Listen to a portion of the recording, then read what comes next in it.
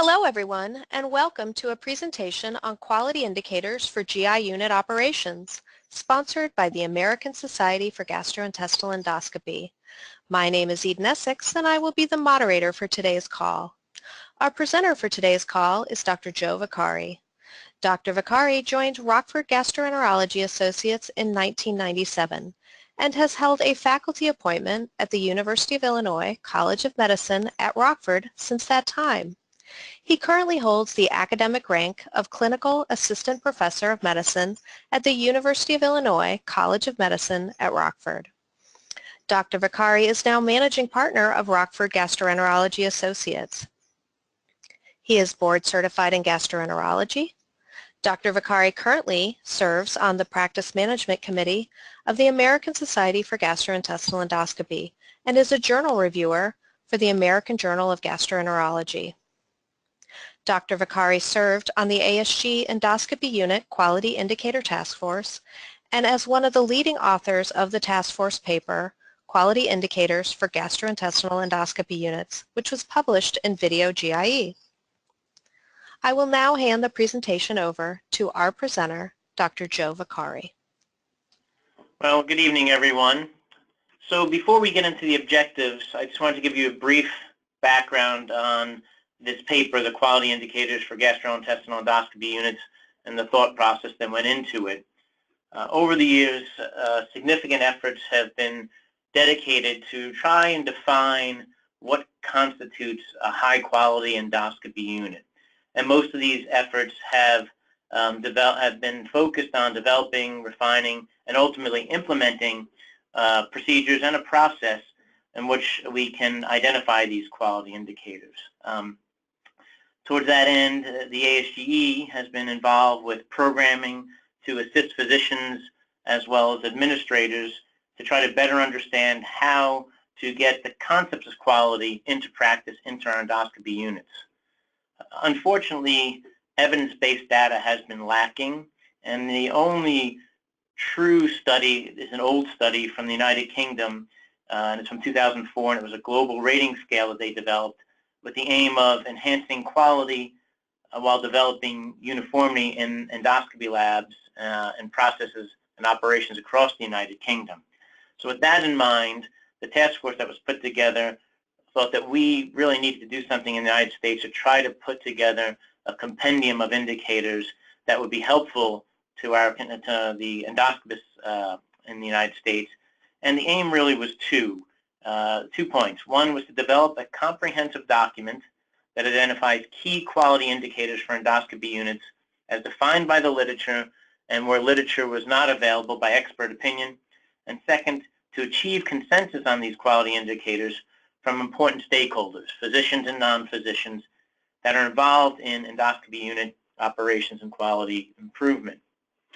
Our objectives for tonight include looking at the methods and study design, how the indicators were finalized, how consensus was achieved, look at the invited participants, and then spend some time looking at the results of the survey, focusing on efficiency and operations.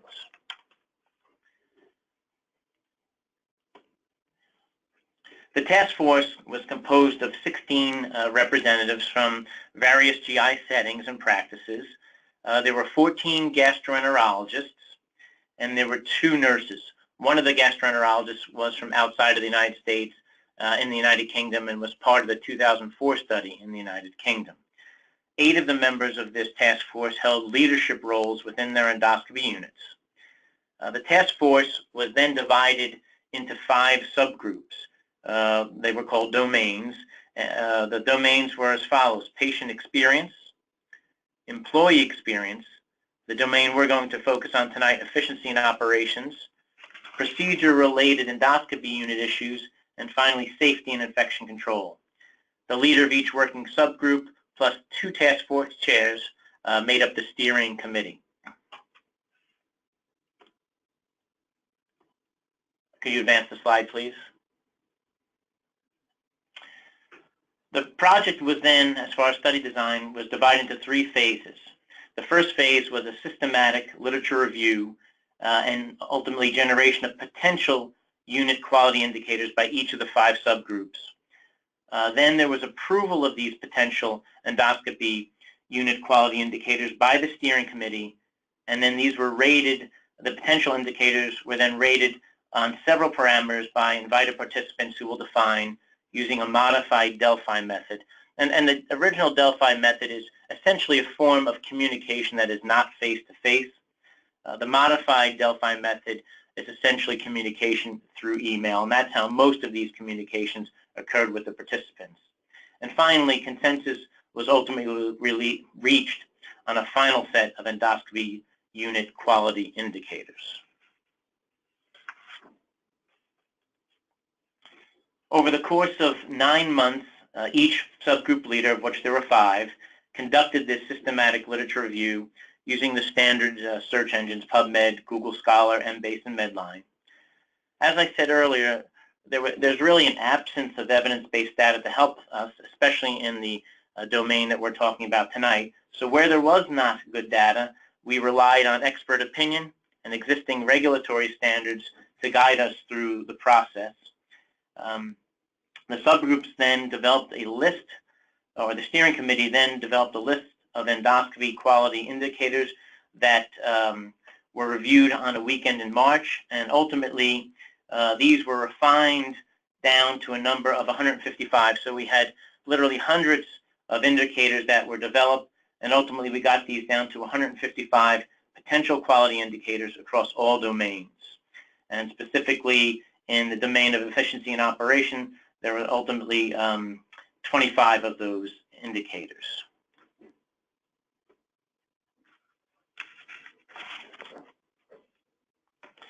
As I said, given the lack of available data on some of our research, we really had to rely on expert opinion in many ways, and we ultimately, using our Delphi process, came down to 2 main parameters that we wanted to look at.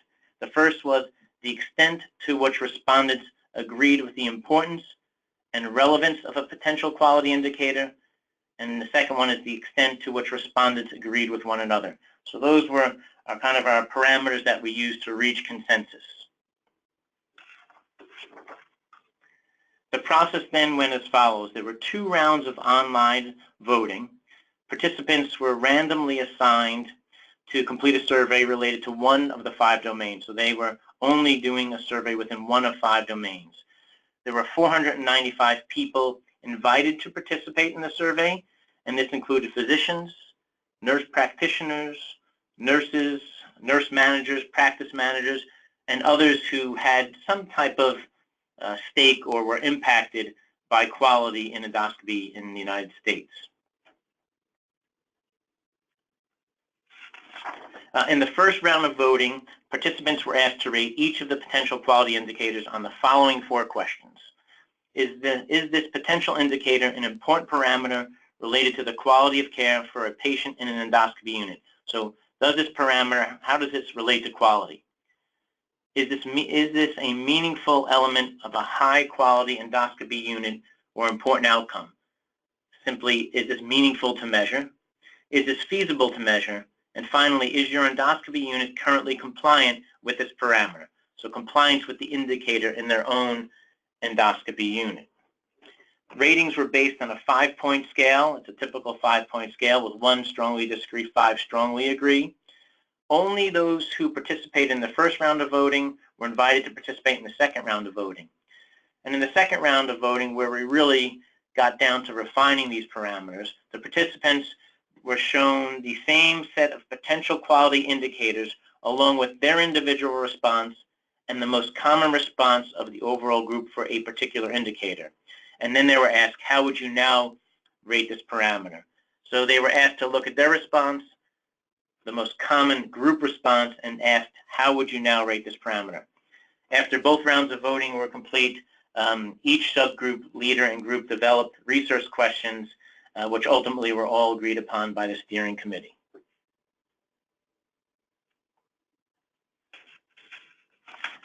As I previously said, there was a diverse group of the 495 people that were invited. Additionally, all members of the ASGE's Endoscopy Unit Recognition Program, which is an offering from the ASGE, they were asked to participate. The ASGE Quality Assurance and endoscopy committee members were asked to participate.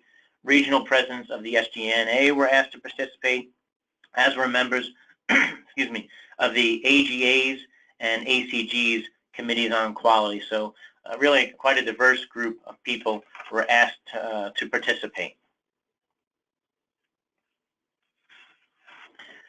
Of the 495 individuals that were asked to participate, there was about a 22% response rate in both the first and second rounds. Now, although that sounds low, I think that is pretty close to what one would expect in a survey like this. The greatest response rates were in the domains of employee experience and efficiency and operations. So let's start to take a closer look at efficiency and operations. I think we would all agree in 2017, part of any value definition is to be able to deliver efficient and high quality health care. And moving forward, whether we're dealing with the bureaucracy of CMS and Medicare or private payers, I think the pressure to deliver efficient and high quality health care will only increase. And as I said, as we put this together, especially in the domain that I was part of, and that's the efficiency and operations, we really had very few evidence-based publications. There's only one well-done evidence-based publication, that was by our chair, Luke John Day, and his study was efficiency in operations, and it really is from the current time period. I think it was from 2014.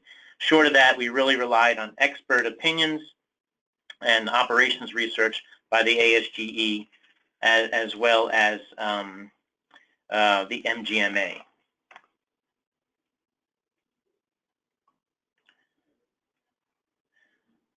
Okay, so let's start to drill down into the results. In our domain of efficiency and operations, 25 potential endoscopy unit indicators were originally developed. These primarily addressed endoscopy unit and individual leadership, endoscopy unit efficiency, and endoscopy unit policies. They were ultimately organized into 3 subdomains of leadership and strategic planning, operations, and timeliness. In the end, 5 indicators met the consensus of the group for threshold on the second round of voting. Next slide, please. All 5 of these indicators had a median of 5 in the parameter of meaningful to measure, feasible to measure, and compliance in one's own endoscopy unit. And when you really looked further at these indicators tended to concentrate on leadership in the endoscopy unit, which is particularly important to me, and I'll comment on that as we go along. And the particular emphasis within leadership was on structure and governance, and then also, as expected, there was a focus on quality, and important in this day and age is the meeting and compliance with regulatory requirements.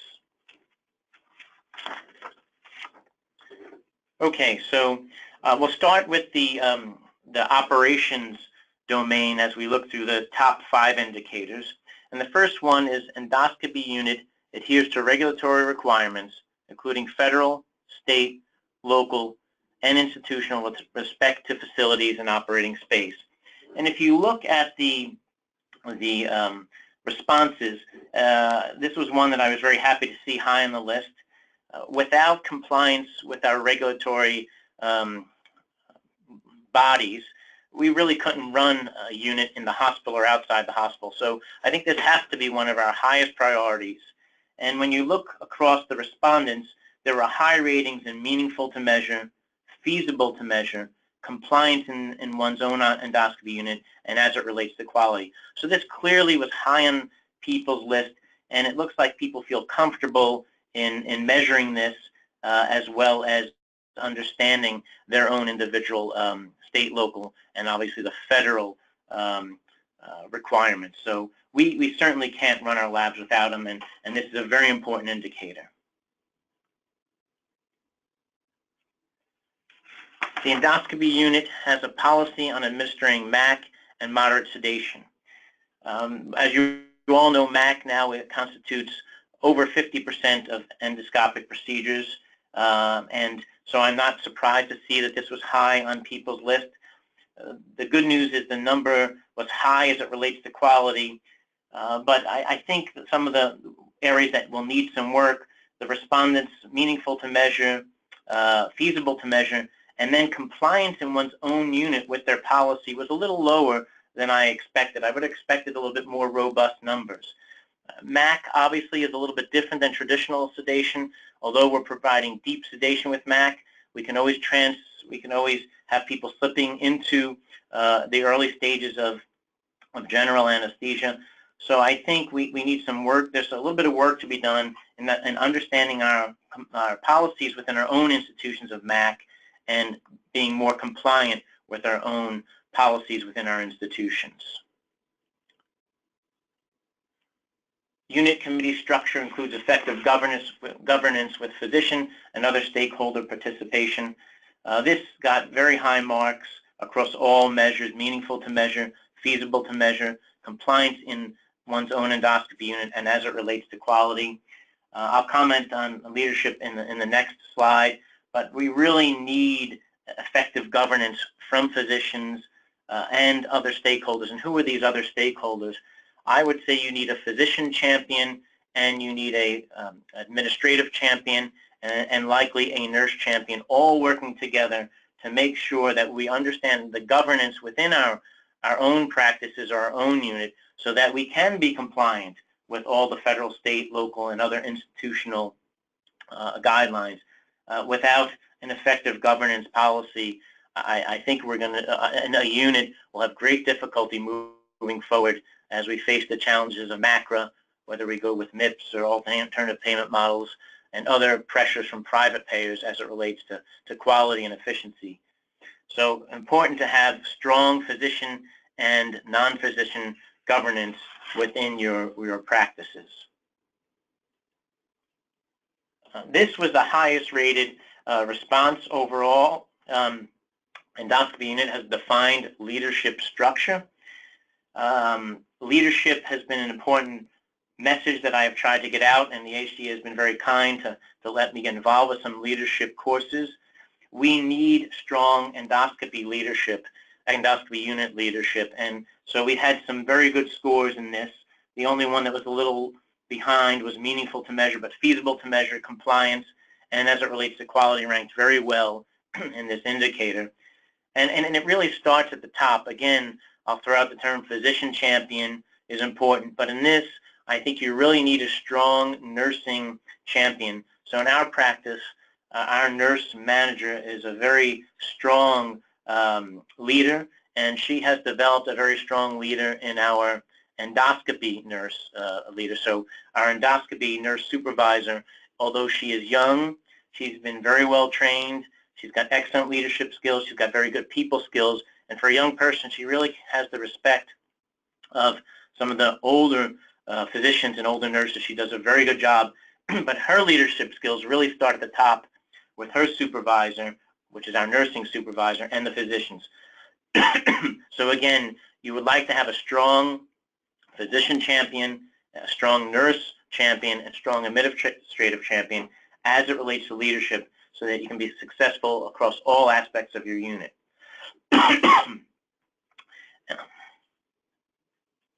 The final of the 5 highest rated indicators, designated individual within the leadership hierarchy oversees quality. Again, this got good marks as it relates to quality, but meaningful to measure, feasible to measure, and compliance in one's own unit kind of lag behind in their scores. So I think this is there's some room to grow in units in this particular indicator. In my practice, we have a physician leader. We have what's called, our quality committee is called the practice committee. It's led by a physician, and it's also led by our nurse manager. The focus of this is the entire practice, but the bulk of the work on this quality committee, 90+% of it, relates to the endoscopy unit. This group does a lot of work. It's probably tied for our most important committee in the work that they do. The nurse leader, our nurse supervisor in this, has been very involved with MIPS and overall with MACRA.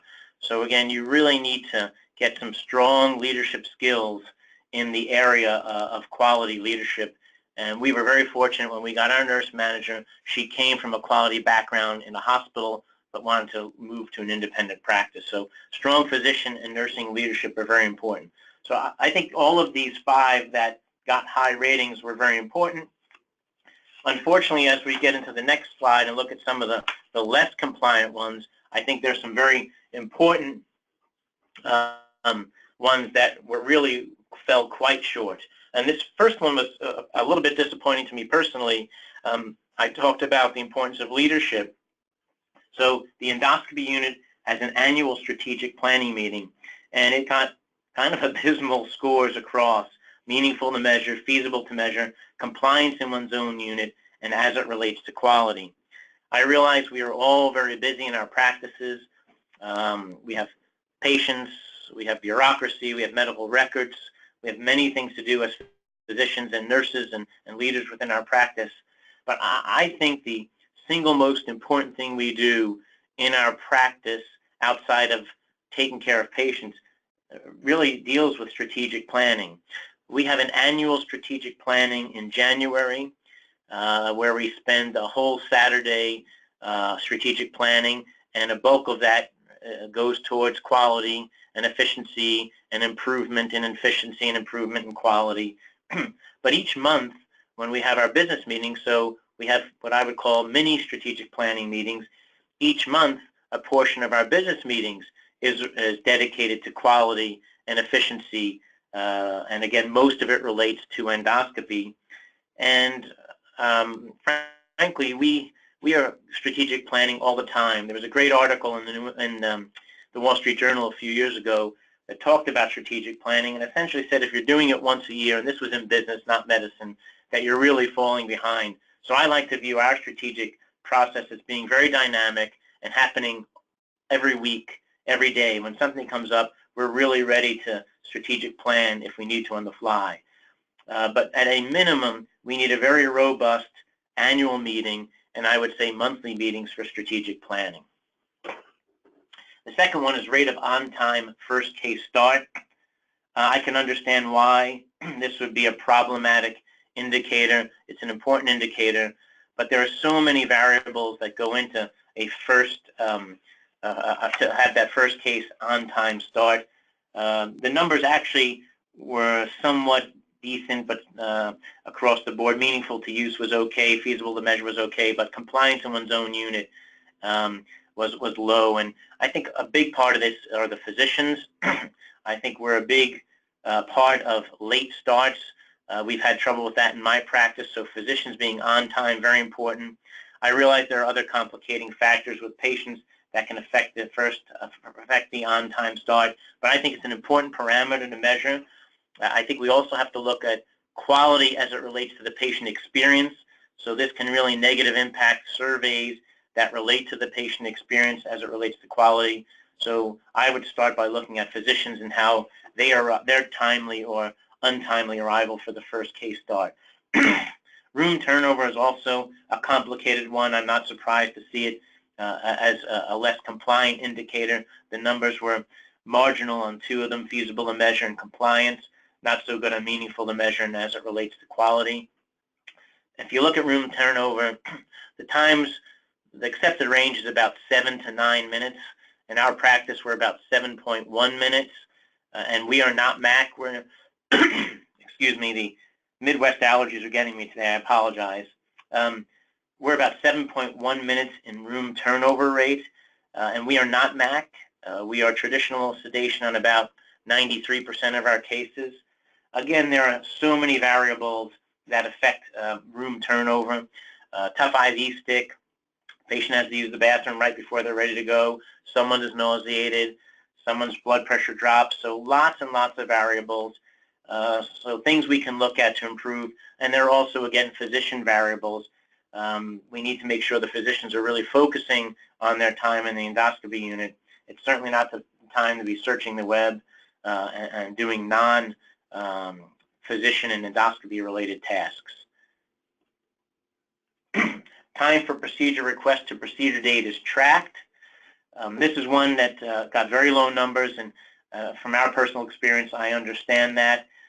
We've struggled with this over the years. We've improved. We've changed some processes to try to do a better job of tracking this particular indicator.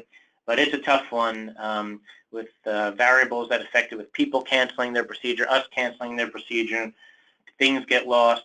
I think it's an important one, and certainly one that we need to continue to work on. The last one is something we've worked on quite a bit, and I think we've improved, and that's wait time for urgent and semi-urgent procedures defined as within 24 hours. We, both in our clinic and in the endoscopy unit, have left some spots available, and kind of mostly at the end of the day and maybe a little wiggle room at the end of the morning, have some spots available, get people in on a more urgent and semi-urgent basis. And it's really helped. It's really helped decrease our times and, most importantly, decrease patient anxiety and help with some patient satisfaction as it relates to quality. So it's something I think we've improved by being a little bit more flexible. Physicians willing to work a little bit later by adding on a case at the end of the day or over the lunch hour or extending the morning. So another important one, and another one I think where there needs to be improvement. So as I said, we also looked at ways that we could improve going forward. And so some of the research questions that we thought of in our domain are as follows. What methods are there to foster and develop physician and administrative endoscopy unit leadership skills? I think leadership skills within any aspect of medicine, but especially in a surgical suite or an endoscopy unit, is really important. And I think we need to continue to look for ways to develop skills in both physicians and non-physicians through evidence-based publications, through society-based offerings. Important to really develop leadership skills. And if you can develop leadership skills in younger people that perhaps you can get long-term buy-in, I think you can really do a lot for your unit. What methods should be used to identify a physician champion for the endoscopy unit quality program? I think you have to find someone whose passion is quality. Our physician champion is very much into quality. He puts an enormous amount of time into developing guidelines that we use based on evidence-based data. But you really need to find someone who is passionate about it, because it will take time. But it's very important. And those of you who are familiar with MACRA, whether we agree with or disagree with whether it will improve quality, we all know that quality will be king going forward as mandated by our payers. So I think not only do we need a physician champion, we need a nurse champion to help run our quality programs. Next slide, please. Thank you. What methods should be developed to implement a quality culture at all levels of patient care and delivery of services within an endoscopy unit? I hate to sound like a broken record, but that starts with leadership. I think you can easily get your staff to buy into a quality culture if they understand what the rules of the game are, why getting to the cecum is important, not just that we're getting done with the case, why having an endoscopy, adenoma detection rate greater than the accepted 20% for women and 30% for men is important. What will happen going forward based on how we are paid based on our quality. We have worked very hard to develop a quality of culture in our practice. I think we have done a great job. I'll give you just a quick example. We have 2 TVs in our endoscopy room. Obviously, the nurse's job is to focus on the patient.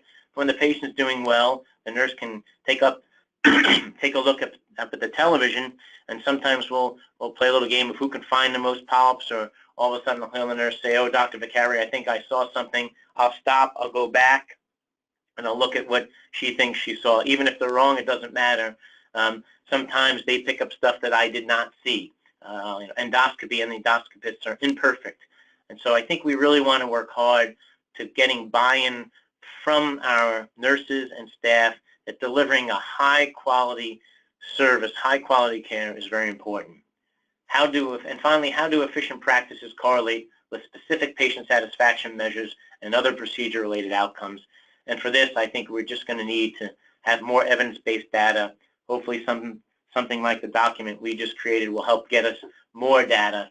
This is not necessarily an area of my expertise, but I know that getting data on this is important, and the ASGE has an operations survey that's going on right now, and I think that may help clarify some of this as well.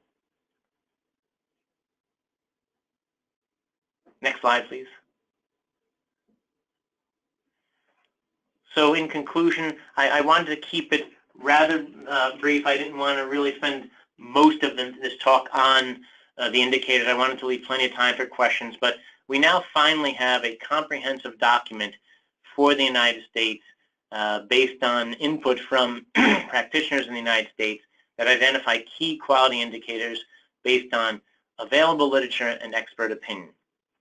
We achieved consensus on a number of quality indicators from important stakeholders, and in today's discussion, we really focused on operations and quality improvement.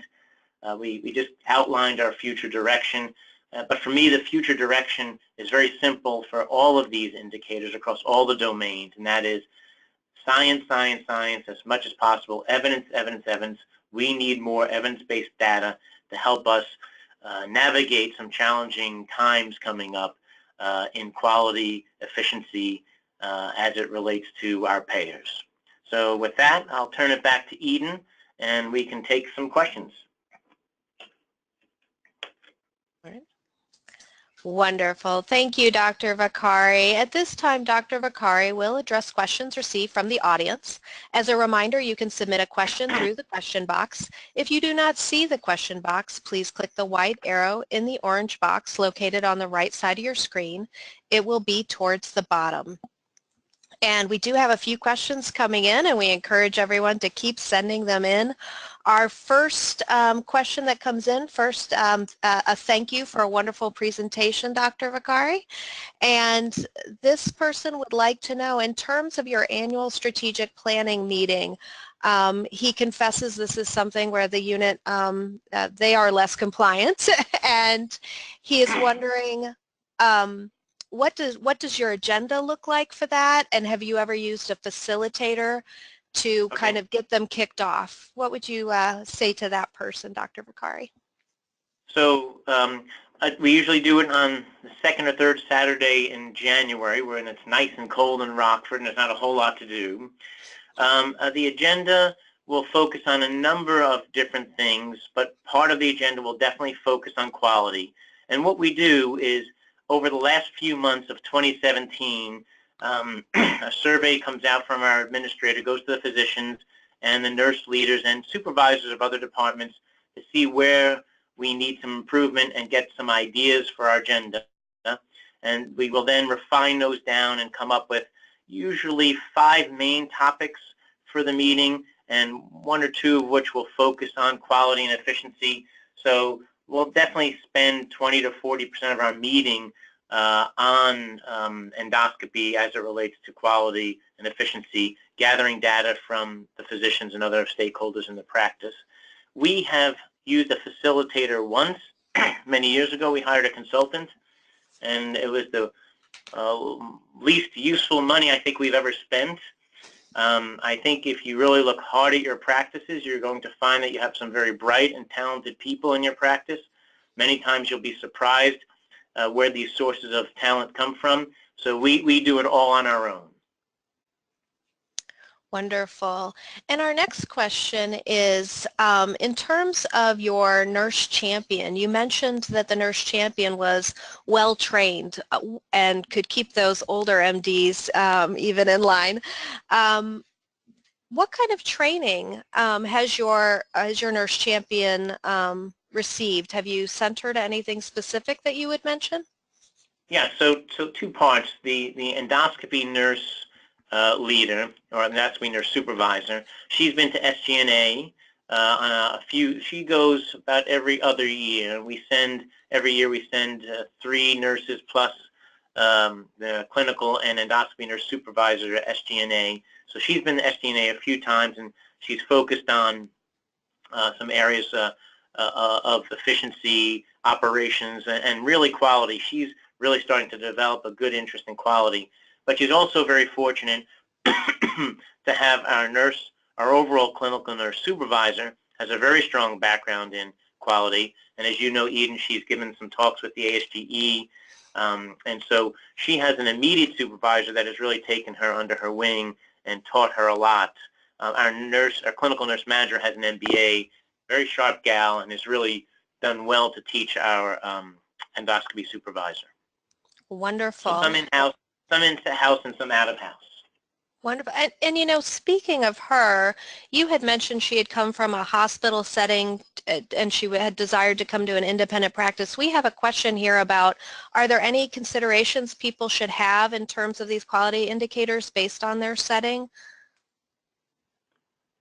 No, I think that these indicators really apply to across whether it's a hospital unit or whether it's a single specialty endoscopy unit or a surgery center.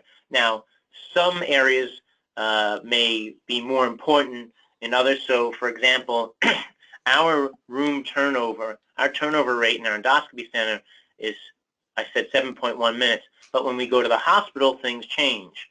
Our room turnover rate at one hospital is abysmal. We don't have any transport, so the nurses, the highest paid people in the lab, have to go out and transport people to the lab, whereas one other hospital, they have transport, and they're not too far behind us in room turnover. They're pretty darn good at turning rooms over, and they're not as fast as us, but they're pretty good in turning the rooms over. So I think all the parameters can apply to all the locations. You just may find out that one applies more so to your unit over another. Okay. And our next question is about is relative to the rate of on-time first case starts. Have you ever implemented any kind of program where you incentivize or maybe penalize physicians to get them in? As you mentioned, physicians can sometimes be the confounding factor there. As a physician, I'm unhappy to say physicians are not exactly easy sometimes. And so sometimes it's like trying to herd children.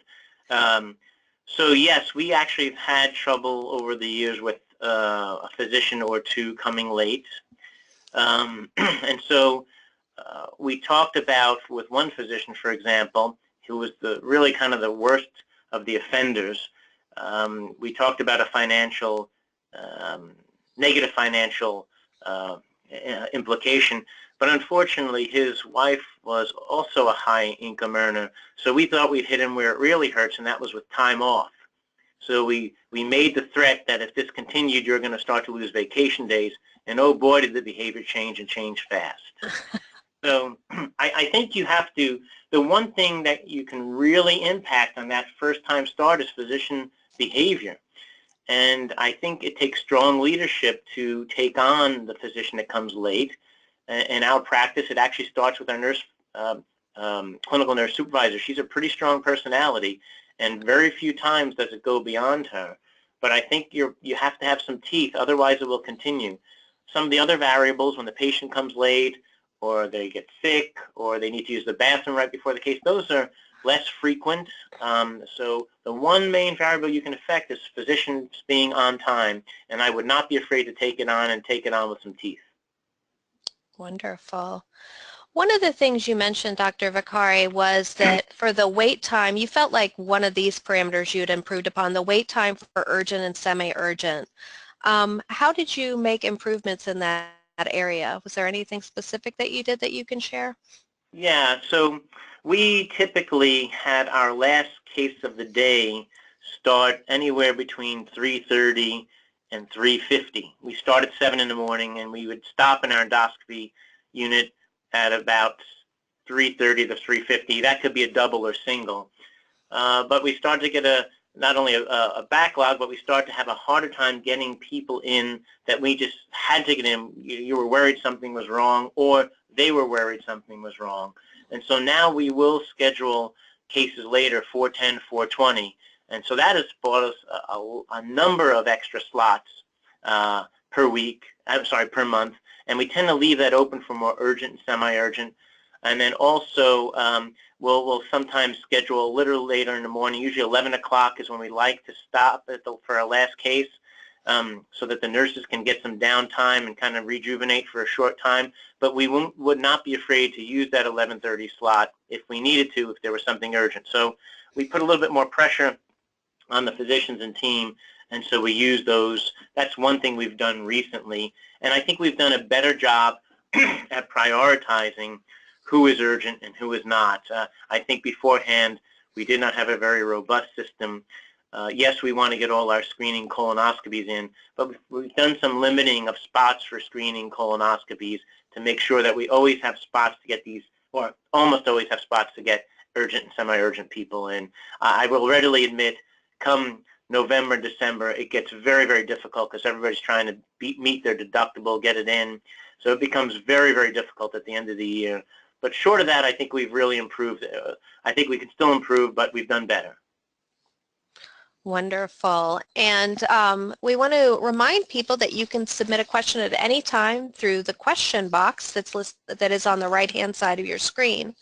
Our next question is, you had mentioned something about an operations survey, so folks can find that on the ASGE website. If you go to our practice support section, we have just opened up our GI operations benchmarking survey, but Dr. Vicari, would you have any comments about that? And I know you're a GI Quick user as well, so any questions are about benchmarking, No, whether financial or clinical? I learned when the expert is also on the phone, you let them take care of it, so you're the expert. I just think it's something that's important to the ASGE and GI in general. Again, part of our problem in putting this paper together is having good evidence-based data, so anytime we can collect data, it's important. So if I know everyone is busy, we're busy, but I got our managers to get involved, and I think it's important if we can submit data this operations survey if we really want to better handle all the challenges coming at us in the future. Yeah, and I certainly agree with that. I mean, anytime that you can do that, the nice thing is participating in these benchmarking initiatives, whether it's a clinical one, the GI Quick Clinical Benchmarking Registry, or this new operations benchmarking tool that we have, platform from ASGE, you can also be compliant with improvement activities that meet the merit-based incentive payment system. So, you know, at the end of the day, MIPS and MACRA, all of that is, they're levers to try and really get folks to do better practices out in the field to translate really quality concepts into practice. And I think Rockford has just been such a rock star with you, Dr. Vicari, and your colleagues in terms of participating in these and really showing the power of participation in these kind of efforts. So yeah, I think the only other comment I would make is all the societies are very active working with CMS on MACRA. I'm on a committee that we're trying to have, where we're attempting to have some input and influence in developing some of these parameters. And the more data we have, CMS will at least listen to data, whether in the end they'll act, but the more data we have, the better. Absolutely, absolutely.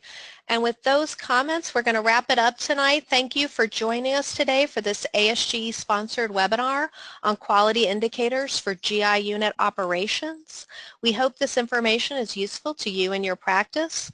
On screen is contact information for ASGE, and you'll also see a link there, and that is to the unit quality indicator document that Dr. Vicari has been speaking to tonight. We hope this information is useful to you in your practice, and following today's webinar, you will receive a survey. Please take a brief moment to complete it. This concludes our webinar. Have a good day.